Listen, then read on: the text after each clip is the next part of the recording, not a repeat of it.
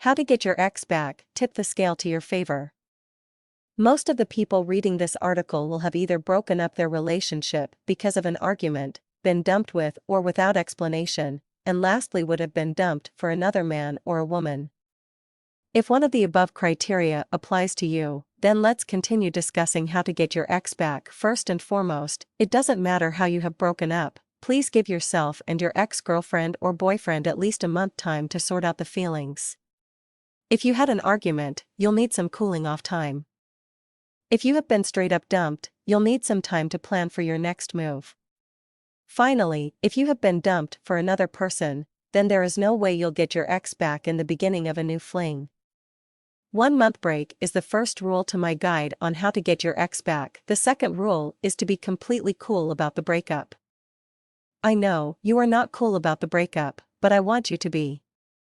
What's happened has happened, and it is only when you can accept the breakup that you can finally make your next move to getting your ex back. Even if your ex was the one ended the relationship, it isn't rare that the people who ended it all call the ex-boyfriend or the ex-girlfriend that they have dumped and just check up on how they are doing.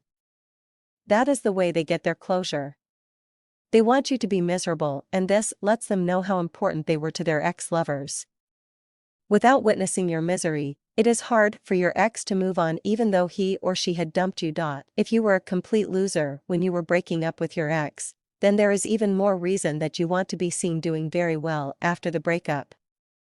Do not allow your ex to have closure. If you think your ex isn't thinking about you even a bit because he or she cheated on, then think again. The wild burning passion with a new man or woman may last a few days to maybe a couple of weeks, but after that it's just another guy or a girl on a bed. It's only human nature that your ex will start to think about you, compare you to the current lover, and he or she will be as vulnerable as ever. However, it is important to note that he or she will not be in this state forever. Timing will be crucial. To recap, the second rule to my guide on how to get your ex back is to be cool about the breakup. Don't give your ex the satisfaction of knowing how much they mean to you even after the breakup.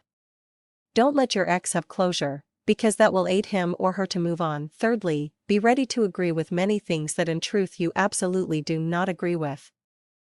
Remember, you are the one who's actively pursuing to patch up the relationship, and therefore you'll be the one making the big chunk of the compromise. Do your best to try to understand your ex-girlfriend's or ex-boyfriend's point of view, but it's only natural that some things you will never be able to agree with, even your loved ones.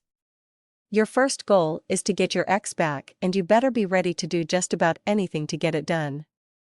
Nothing in life that is worth anything comes to those with a faint of heart. Be ready to bite the bullet, because having to sacrifice some pride to be with the person you love is well worth it. Lastly, be ready to contact your ex after a month time. Don't be needy and don't be too serious about anything. Be friends with him or her before you try anything serious. You should never jump in feet first, therefore you should give your ex-girlfriend or boyfriend a chance to warm up to your presence in his or her life again. That is the last lesson on my guide to how to get your ex back.